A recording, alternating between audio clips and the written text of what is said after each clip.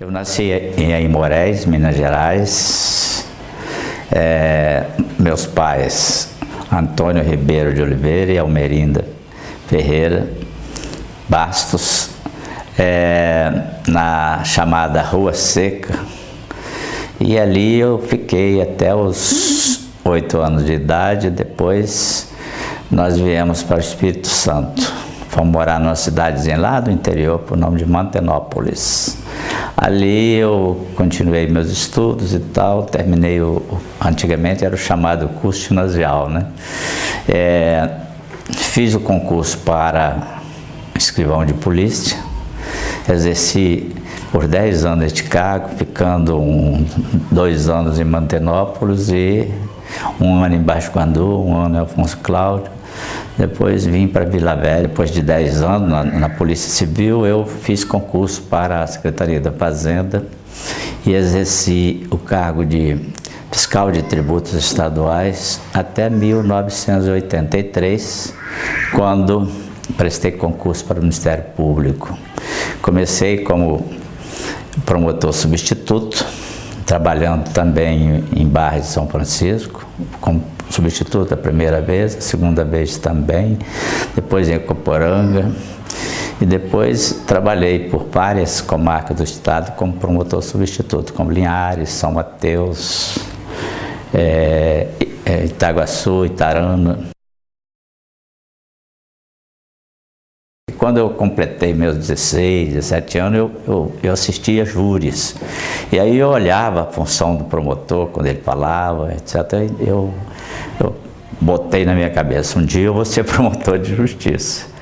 E então aquela vocação ficou em mim, né?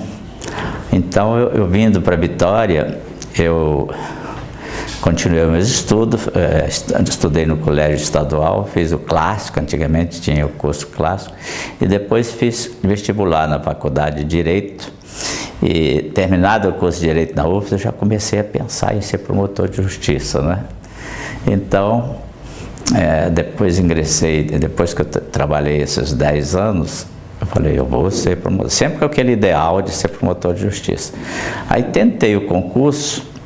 Eu estava trabalhando em Barra de São Francisco como delegado regional da Fazenda, que tem esse cargo, né, que administra os atos da Fazenda em alguns municípios, como Coporanga, Mantenópolis, Pancas e Barra de São Francisco. E quando foi em meados de 1983, eu prestei o concurso para o Ministério Público e passei. Fui nomeado em 27 de dezembro de 1983. A estrutura da história na época era muito fraca. Nós tínhamos que, cada um tinha que comprar o seu material, a sua máquina de escrever, e a situação era bastante precária. As estradas não eram tão boas, né? E a gente enfrentou até dificuldades no interior que a gente trabalhava, como cidades assim, sem muito recurso, né?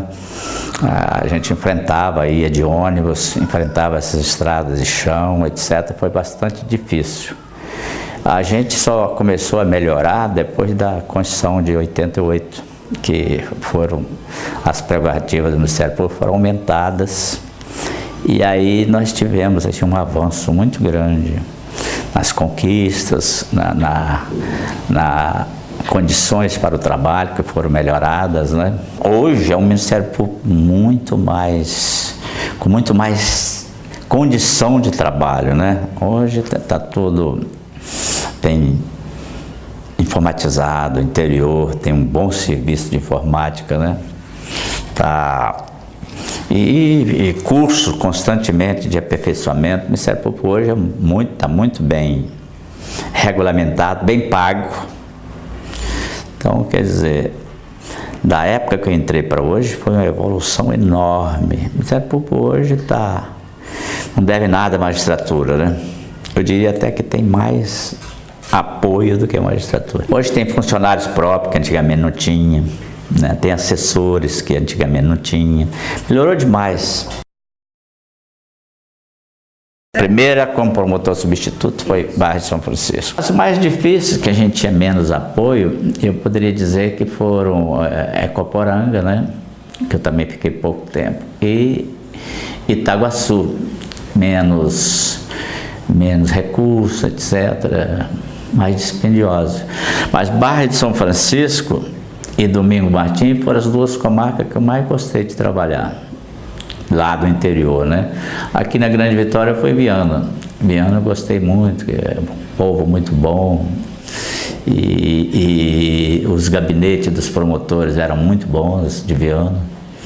A gente já encontrou um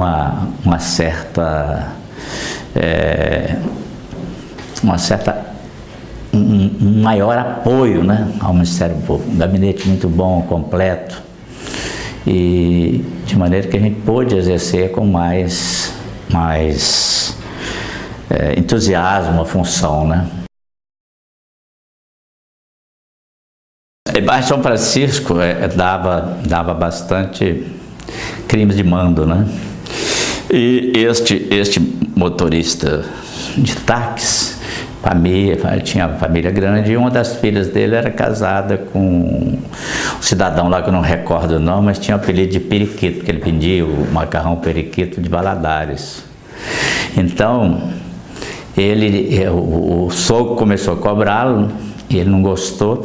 Ele foi lá em Ecoporanga e contratou 2 pistoleiros para matar o motorista de táxi. Este crime teve muita repercussão porque ele era muito conhecido. No dia do crime, ele saiu para fazer a corrida, né, com os 2 pistoleiros, e na estrada lá tem um riozinho. Eles o assassinaram e jogou o corpo no riozinho. É um riozinho que passa por lá. E o crime ficou misterioso, ele não apareceu em casa, a família ficou desesperada e começaram a fazer busca para encontrar o corpo, né? Aí tinha um rapaz que eles passaram lá, após o crime eles passaram lá, obrigaram o rapaz a se levantar e lavar um veículo que estava todo cheio de sangue. Forçaram ele na marra. O que é que houve aí? Que sangue é esse? Ah, é um porco que nós matamos e sujou o carro todo, você vai lavar isso para nós. E, como se diz, não há crime perfeito, né? E o rapaz falou, se você falar, a gente vem aqui te matar.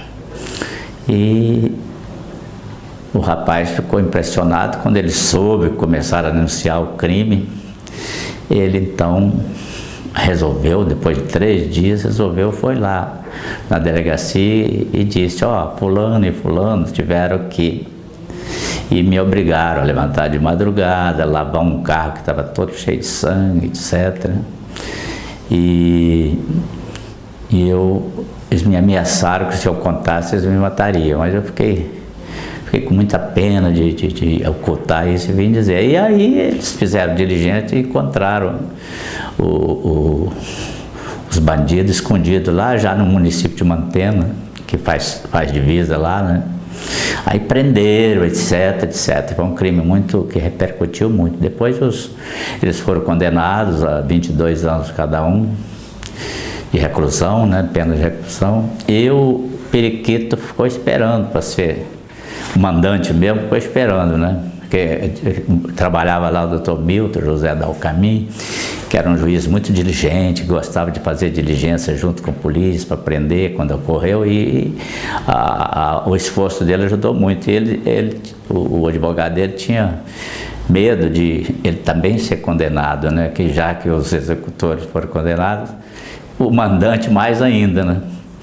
Mas o advogado dele, muito estrategista, não queria pegar nem o promotor da época, que era eu, e nem o Dr. Milton, porque a gente conhecia demais o caso, né? Aí ele aproveitou, esperou a gente sair de baixo de São Francisco, e aí depois ele fez o júri. Para nossa surpresa, foi absolvido o mandante. E a surpresa maior foi que o Tribunal de Justiça confirmou a sentença, né? Que a promotora da época recorreu e foi confirmada a sentença, quer dizer, quem mandou ficou de fora. E esse crime foi eu poderia dizer que foi o crime que mais repercutiu. Houve muitos crimes, né? Mas esse foi o que mais repercutiu, uma vez que ele foi nascido e criado na região, muito conhecido e abalou muito, né? De todos os júris que eu fiz, esse foi um dos mais, assim, que mais repercutiu, né? Que é um crime hediondo, né? Que chamou muita atenção da população de lá.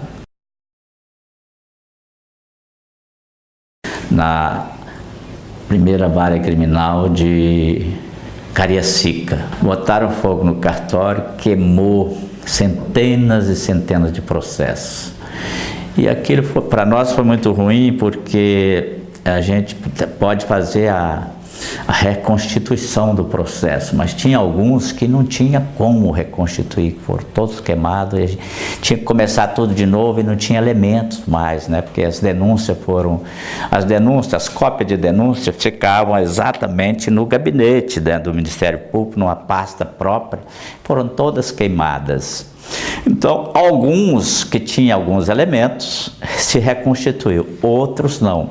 Aquilo causou um problema muito grande, porque eles começaram a entrar com habeas corpus, os advogados deles, às vezes até crime de estupro, crime de assaltantes, traficantes, que não podia ser solto, mas eles ficaram esperando, não deu como reconstituir, eles acabaram sendo soltos. Então foi deu assim uma tristeza grande em todos nós que trabalhávamos lá, né? Porque a gente via que as provas que a gente tinha foram todas destruídas com esse incêndio. O incêndio foi criminoso, mas não se descobriu quem colocou fogo. Tinha até, na época,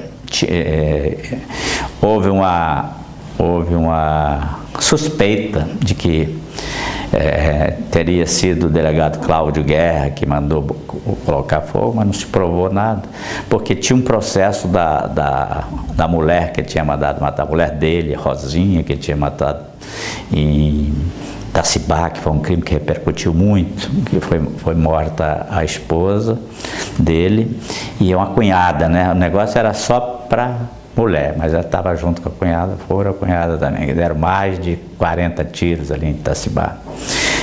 E esse processo estava com a promotora Marli, que tinha levado o processo para casa, foi salvação, né? E a gente suspeitou de que ele tivesse mandado para queimar este processo. Se foi por isso, que deve ter sido, mas nós não tínhamos provas, ele errou, né? Porque, por sorte, a promotora tinha levado o processo para casa. Então, este fato também repercutiu muito. A gente via aquele monte de pó, os processos destruídos, a gente tentando reconstituir aquilo, não tinha elementos. E aquilo causou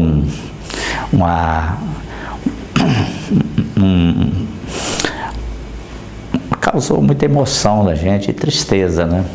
De ver aquele monte de papel queimado e não poder reconstituir. Nós reconstruímos alguns, mas a maioria não.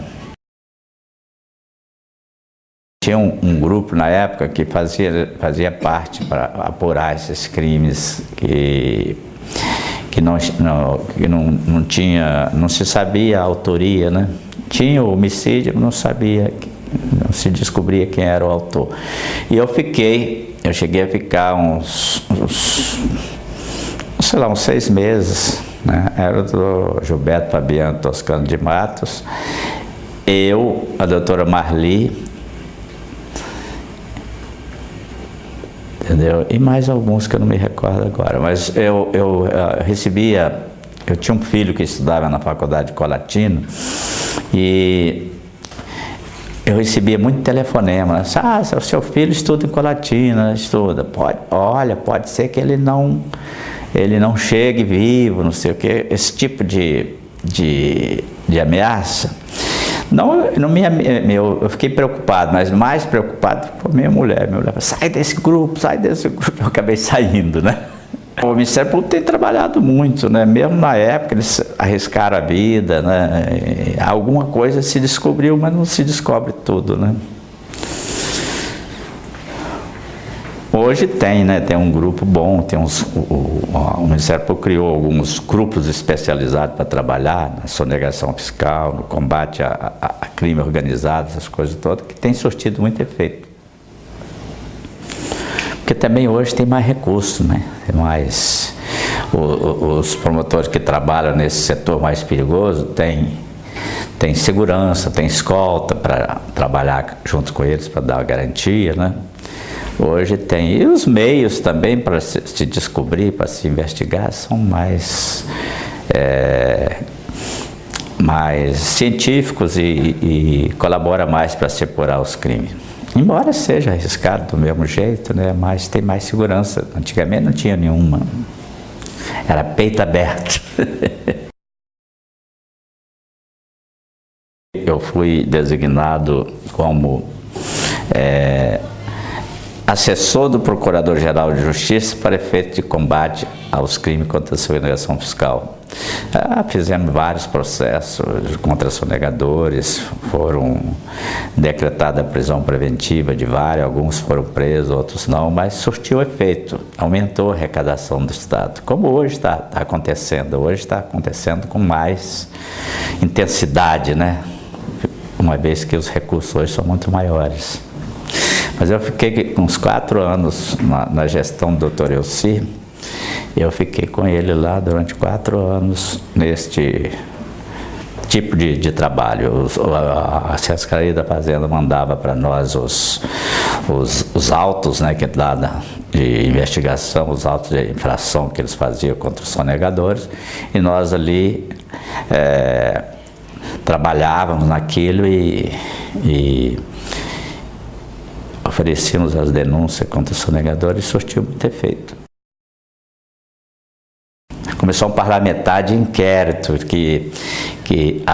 para apurar alguma irregularidade, e o presidente dessa comissão era o deputado Max Filho, né? E eu fiquei lá acompanhando, todas as vezes que tinha depoimento de testemunha eu era chamado. Nós chegamos aí até no BNDES, no Rio de Janeiro, eu, mais 2 deputados, que eram o Lélio Coimbra, tá? E um outro deputado, que agora me esqueço o nome dele, que morreu queimado, do PT, que ele, quando o Lula veio aqui fazer uma visita, eles foram lá em Ibiraçu, e por Linhares, na volta o carro do deputado pegou fogo. O Otaviano fazia parte, então foi ele e o Lélio Coimbra que foi com a gente no BNDES para fazer alguma investigação, no sentido de que algumas firmas, a Ferro e Aço, né, deu um tombo muito grande no Estado, né? E eles achavam que houve alguma culpa do BNDES, que não foi muito rigoroso, né? Nós fomos lá tentar apurar alguma coisa, mas não apuramos nada, não. Fui rolado como testemunha. O delegado Ismael, que era da Delegacia de Proteção à Pessoa, um determinado dia, a mulher do assassino, o principal pistoleiro que matou o advogado, queria prestar um depoimento. Por que ela queria prestar um depoimento? É que o marido dela, que tinha cometido o crime, ele comprou uma propriedade ali em Nova Venécia e arranjou outra mulher. E ela ficou com ciúme, ficou com raiva, pressionou ele.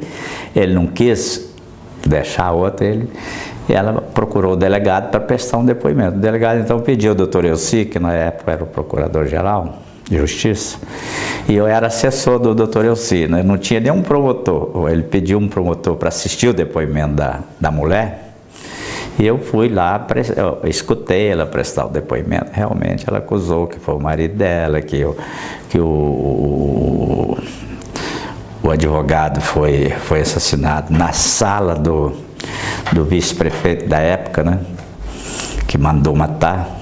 E exatamente a pessoa, é porque ele fazia chantagem, ele já tinha recebido os honorários dele e ficava pressionando: ó, se não me der mais tanto, eu vou para a OAB, eu vou publicar isso na Gazeta, eu tenho aqui um dossiê grande contra você, não sei o que e tal. E ele então começou a fazer chantagem e pegar dinheiro por fora, né, do vice-prefeito da época, que era vice, mandou matar o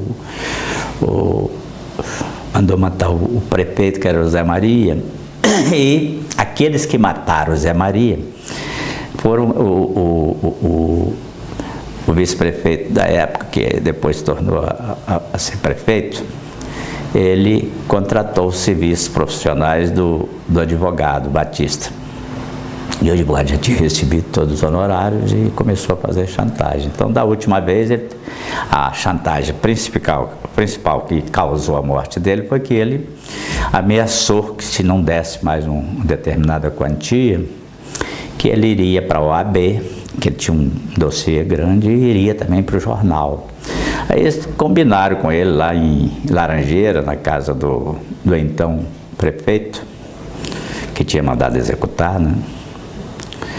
E ele falou: peraí, fica aí esperando que eu vou lá em Jacaraí buscar o dinheiro. E deixou com ele o nome do bandido da época, era João, eu não sei o apelido. João, eu não sei o outro sobrenome, que depois até fugiu e desapareceu. Esse que o marido dela, né? Ela contou que ela sabia que o marido tinha contado para ela que ele que executou o Batista, que o Batista estava na sala aguardando o dinheiro que eles tinham ido buscar em Jacaraípe, né? E que ele ficava lendo tinha pedido um segurança, um cara de confiança, para servir de segurança para ele. Eles deram exatamente esse João, que agora não recordo o restante do nome dele. E esse João era guarda-costas dele, né? Era segurança dele, Batista. E eles deixaram o Batista lendo o jornal e foram buscar o dinheiro. E o João aproveitou que ele estava lendo o jornal, foi na testa, deu um tiro. Isso é a mulher contando, né? E eu escutando para provar que não houve coação contra a mulher, que eles não pressionaram. A mulher foi lá espontaneamente. E esse depoimento eu escutei com detalhe. O advogado estava lendo uma gazeta e deixou o João, como o Martinelli deixou o João, que era o que dava segurança ao advogado, né? A morte ocorreu por isso, né? Porque ele estava fazendo chantagem com o Martinelli. Martinelli era o prefeito que assumiu quando matou o prefeito, né? E a razão dele estar respondendo é que ele contratou os serviços profissionais do advogado, né? E para defender os matadores do Zé Maria Felrosa, que era o prefeito da época. E ele era o vice. O Martinelli tinha vontade de assumir, mandou liquidar com o Zé Maria. Falou que ia lá buscar o dinheiro, e o pistoleiro, que ficou lá dando segurança ao advogado, aproveitou que eu estava lendo a gazeta e deu um tiro na cabeça dele. E pegaram o carro dele, que era um Monza, e tiraram as peças principais que interessavam, né? Assim ele disse. E depois pegaram o resto, levaram lá para Aracruz e botaram fogo. E o corpo ele nunca disse para a mulher também onde tinha jogado. Desapareceu. Mas já houve o julgamento, já está por condenação. Um morreu e outro foi condenado. Martinelli, o principal, foi condenado a 19 anos. Depois que eu exerci a função do Ministério Público em várias comarcas, eu fui promovido para Vila Velha. Vila Velha eu fiquei algum tempo, depois fui para Vitória. Vitória fui promovido também para a entrância especial, né, que é a chamada entrância especial. E ali, depois de uns 2 anos, eu fui promovido a procurador de justiça à unanimidade. Os 7 conselheiros todos votaram a meu favor. E aí eu fiquei uns 4 anos ali, 5 anos mais ou menos, exercendo a função na Procuradoria de Justiça Criminal. Depois eu fui escolhido para exercer chefiar a Procuradoria de Justiça junto ao Tribunal de Contas. Nós tivemos, o Tribunal de Contas tinha uma Procuradoria de Justiça que funcionava ali, né? O Ministério, 3 procuradores e 3 promotores ficavam ali trabalhando. E eu fiquei ali durante 7 anos, até que eles prestassem, promovesse o concurso para Ministério Público Especial de Contas. Mas ali eu fiquei, depois regressei para a minha antiga função de Procurador de Justiça da 7ª Procuradoria Criminal, e ali fiquei até a minha aposentadoria, né? A mensagem que eu tenho a dizer é que eles honrem a função, né, que é muito importante. Trabalhe, faz jus, não faça nada que possa desaboná-los e que engrandeçam, todo trabalho seja de engrandecimento para a função. Acredito que todos que estão lá já estão fazendo isso, né? Isso foi muito bom.